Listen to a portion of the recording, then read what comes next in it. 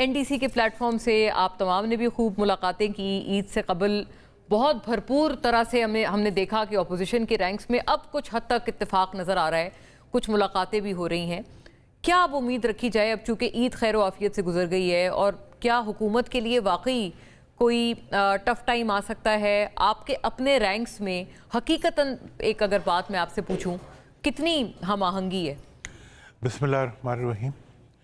देखिए, इस वक्त जो सबसे बड़ी हम आहंगी है वो अवाम के अंदर है। पाकिस्तान के अवाम जो हैं वो इस वक्त ये महसूस कर रहे हैं कि पाकिस्तान ने जो पाकिस्तान से बाहर पाकिस्तान के दिफा में और पाकिस्तान की डिप्लोमेसी के अंदर जो कामयाबियां हासिल की हैं दुनिया भर के अंदर, जिसको आज दुनिया भी सराह रही है और हमें भी वो सब चीज़ें जो हैं वो एक एतमाद दे रही हैं। इन सब कुछ के बावजूद जो मार्काए हक कौम ने और अफवाज ने जीता, उसके जवाब में कौम को क्या मिला है? कौम के खिलाफ तो एक हुकूमत की तरफ से मार्काए जुल्म शुरू हो चुका है, जो कभी मोटरसाइकिल वाले की जेब काट लेता है, जो कभी जो है काश्तकार की जेब काट लेता है, जो कभी ताजर की जेब काट लेता है। मतलब हर वो फर्द जो पाकिस्तान के अंदर रहता है वो आज, अब आप ये देखें कि मिडिल ईस्ट के इस क्राइसिस में पाकिस्तान की हैसियत को पूरी दुनिया एक्नॉलेज कर रही है। पाकिस्तान के झंडों से वहाँ से तेल निकल रहा है, और यहाँ ये हाल है कि उस तेल के जवाब में कौम का तेल निकाला जा रहा है। और इंडिया ले लें, बांग्लादेश ले लें, पूरी दुनिया के अंदर जो इस क्राइसिस के अंदर पेट्रोल की प्राइसेस बढ़ी हैं, उन सबसे ज़्यादा पाकिस्तान में बढ़ी हैं। और उसके ऊपर जुल्म यह है कि हुकूमती वज़रा कहते हैं कि जी ये तो हम टैक्सेस की शॉर्टफॉल जो है उसको पूरा करने के लिए दे रहे हैं, और इसके लिए IMF को अपनी हमायत में लाते हैं। और ये तो वो मतलब जिसे कहते हैं बूटी कहते थे नकल, ये वो नकल है जो IMF को हमारे हुक्मरान खुद देते हैं कि तुम्हारे नाम पे जब हम टैक्स लगाएंगे तो अवाम हमारे खिलाफ नहीं बोलेंगे, इसलिए तुम ये डिमांड कर दो। मतलब बांग्लादेश जो है वो सारा जो शॉर्टफॉल है उसको रिफाइनरीज पे शिफ्ट करता है, इंडिया रिफाइनरीज पे शिफ्ट करता है, अपने डेवलपमेंट बजट में से उसको देता है।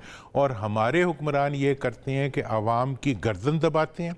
एक उनका हाथ खजाने के अंदर होता है और दूसरा उनका हाथ जो है वो गरीब आदमी की जेब में होता है। इन दोनों को लूट के तो वो तो फिर मुल्क से बाहर जाने की तैयारी कर रहे होते हैं हर वक्त। दुरानी साहब, असल बात वही है, और माशाल्लाह चूंकि आप वफाकी वज़ीर इत्तलात भी रहे हैं तो आपका वो माशाल्लाह वो फ़न है, जिन तरह से आपने अल्फाज का जो चुनाव किया है, बिल्कुल आपने अवाम की हालत और उनकी कैफियत आपने बयान की बखूबी। बट वही अवाम फिर पूछते हैं कि आप लोग बतौर अपोजिशन आप उनके लिए क्या कर रहे हैं? क्योंकि एक लीडिंग फिगर, एक लीडिंग फेस भी उनको चाहिए जो कि उनको इस वक्त कोई लीड करे, अगर आप समझते हैं कि अवाम इतनी एजिटेटेड है हुकूमत के खिलाफ। देखें, इसमें एक फैक्टर जो है, इंजीनियर साहब भी मुझे इसमें यकीनन हेल्प करेंगे, पंजोता साहब भी इसके ऊपर बहुत अच्छा कि मतलब इस वक्त पार्लियामेंट जो इनफेक्टिव हुई है, मतलब पार्लियामेंट का रोल जो है जिस तरीके से हुकूमत ने उसको मार्जिनलाइज कर दिया है।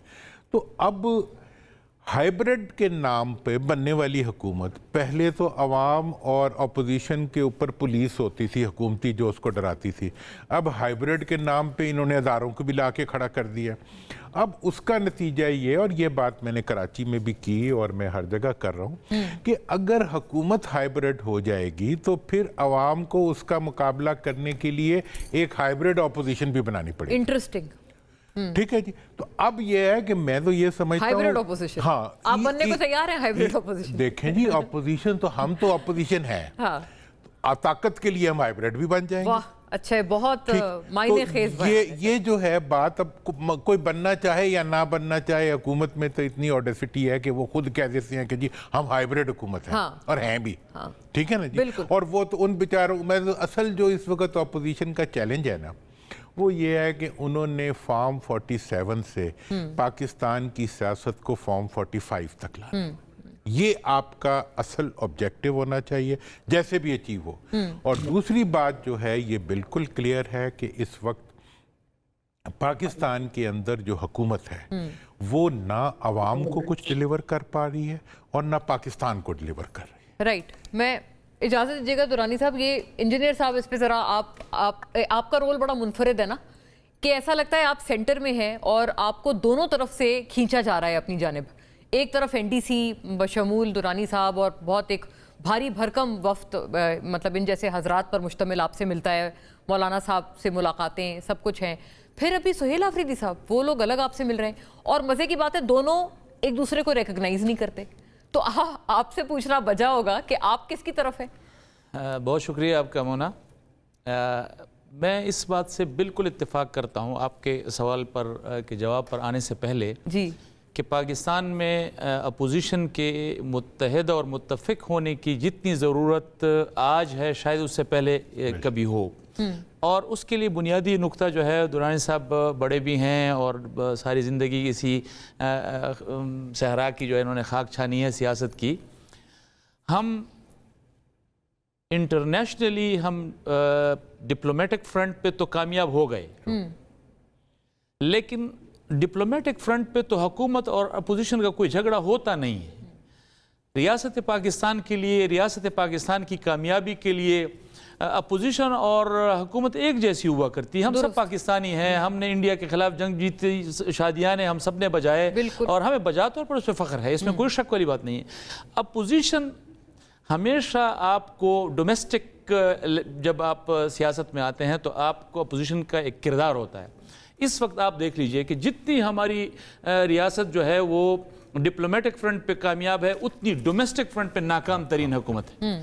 आप देखें, किसी भी मुल्क का दो बुनियादी चीज़ें हुआ करती हैं, एक अमन और एक मईशत। हमारे पाकिस्तान में इस वक्त ना अमन है, आपके 3 सूबे बदअमनी का शिकार हैं, और मईशत का हाल ये है कि लोग जो है वो महंगाई के हाथों और पेट्रोल की कीमतों के हाथों जहाँ तक पहुँच गए हैं, मेरे ख्याल में आप और हमें कुछ कहने की ज़रूरत भी नहीं है। और इसका सबसे जो लम्हा फ़िक्रिया ये है कि हमारे हुक्मरानों को इसका एहसास तक नहीं है, वो बेहिस हो चुके हैं इस मामले में। तो ये जो सूरत हाल है, इस वो आपको बताएंगे ईद से पहले हमने 6 रुपए कम कर दिए, उससे पहले भी 5 रुपए और बढ़ाए कितने थे? सवाल तो ये है कि आप बढ़ाएं सैकड़ों के हिसाब से, कम आप करें 6 रुपए और 5 रुपए के हिसाब से। तो देखिए, इस वक्त अपोजिशन का मुत्तहद और मुत्तफिक होना बहुत ज़रूरी है। इसीलिए अपोजिशन का कि जिस भी तरफ से, जिस भी क्वार्टर की तरफ से हो, चाहे पीटीआई वाले वो एक दूसरे को रिकॉग्नाइज करें न करें, कतई नज़र इस बात के जहाँ से भी हो, लेकिन इस हुकूमत के खिलाफ इकट्ठा होना, चाहे दुरानी साहब के जो इनिशिएटिव है उस तरफ से हो, चाहे पीटीआई की तरफ से हो। लेकिन वो सर पहले माने भी तो सही इंजीनियर साहब, दोनों एक दूसरे का वजूद तस्लीम करें। ये इसी तरफ आना चाह रहा हूँ कि हमें इन बहुत सारी चीज़ों को कंप्रोमाइज़ करके इस चीज़ की तरफ बढ़ना होगा। और मैं मुझसे बड़े हैं, बसत एहतराम हाइब्रिड अपोजिशन की बात की है, तो मैं वो आप लोगों को बहुत बुरी लगती है। मैं एक सादा से शेर में कहूँ कि मीर क्या सादा है, बीमार हुए जिसके सबब उसी अतार के लौंडे से दवा लेते हैं। अच्छा, इस पे मैं बात करूंगा जरूर, और इस पे भी करके दरअसल इसके ऊपर भी ऑपोजिशन के आप तमाम मौजूद जमातों ने अपने आप में रिकंसाइल करना है कि ये हाइब्रिड या नॉन हाइब्रिड या वहीं से दवा लेनी है जहाँ से बीमार हुए, क्या मामला है।